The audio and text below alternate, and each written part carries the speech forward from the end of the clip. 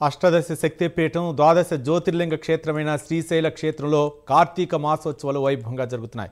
4వ సోమవారం కావడంతో శ్రీశైలం క్షేత్రం భక్తులతో కిక్కిరిసింది. తెల్లవారుజాము నుంచే పాతాళగంగలో పుణ్యస్నానాలు ఆచరించి స్వామివారి దర్శనానికి బారులు తీరారు భక్తులు.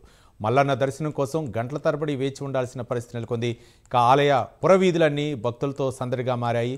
భక్తుల రద్దీ దృష్ట్యా సాయంత్రం జరగాల్సిన తెప్పోత్సవాన్ని అధికారులు నిలిపివేశారు.